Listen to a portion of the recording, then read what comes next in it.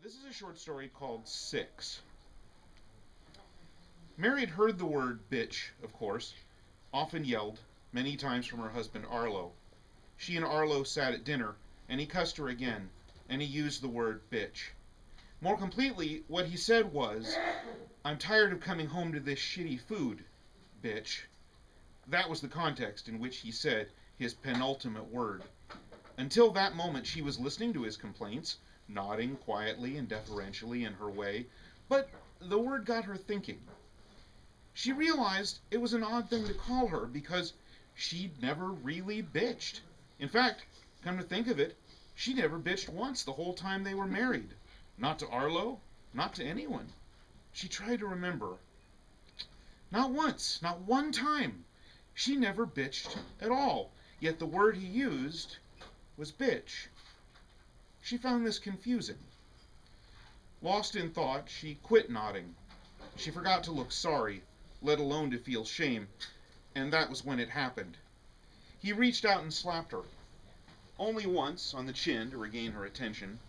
Then he glared at her, daring her to object. It was not the first time he had done this. She whispered an apology, and he returned his limited attention to the meal. He scooped a fork of mashed potatoes, put it in his mouth, and chewed loudly to let her know he was annoyed with her for making him strike her. She held the palm of her hand to her chin and backed away from the table. She left the kitchen in a daze. A moment later, he heard the bathroom sink run cold water, and it squeaked as the tap was shut off. She stumbled around in the back of their double wide a few seconds. A drawer opened and closed. Arlo grunted. He heard a click and assumed she returned to the kitchen still snuffling. She had not. She held his H&R six-shot revolver in her hand. He said, "What?" and heard a deafening roar, simultaneously feeling a blow of great force to his neck. He tensed to leap from the table, but somehow found himself drooping to the floor. There was blood in his eye, and although he believed it was from falling on hard linoleum, it was not. It was arterial spray from his throat. He died, thinking he'd get up any minute to beat Mary senseless. Skinny, once deferential Mary stood over him, 5'2" in her sandals, and watched hot blood spurt from his neck in vivid arcs. He died with one eye open, the other still mashed awkwardly into the floor, and she watched as this happened. It occurred to Mary there were still 5 bullets left in the gun. She thought it might be nice to see red holes in other men. Not just Arlo, but other men in other places in town. She got in the car and drove 9 blocks to her father's house. Her father, who kicked her ribs and slapped her arms every week for 7 years, was not at home. Instead, she found her brother Troy, who got drunk once and forced her to fillet his friend William. She found Troy sitting on the couch and playing video games. He said nothing before she shot him, as he was trying to beat a level of his game, and didn't look up to see her approach. She shot Troy through the cheek below his right eye. The eye turned red as he fell off the couch.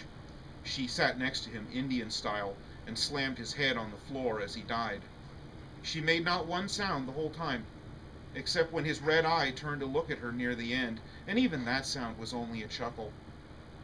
From there, she drove west toward her father's place of business. Along the way, she stopped at a fast food restaurant where William worked as a fry cook. She ordered a number 3 with a Dr. Pepper and pulled up to the drive-thru window. There she paid for her food, which she set beside her on the front seat. She ate a French fry while it was still hot, and asked the fat Latina cashier, Dolores, to bring William to the window.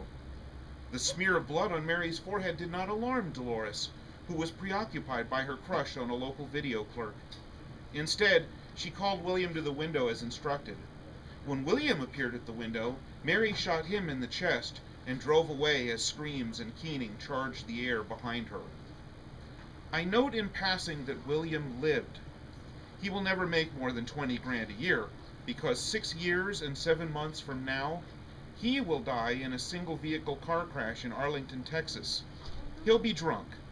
On that day last week, though, he lived. It's strange the things I'm given to know in this moment. Mary found her father, Bob Devane, working in Crandall's garage on the outskirts of town. A dirty 1991 Oldsmobile Cutlass rested on the lift, and Bob was in the process of replacing its brake pads.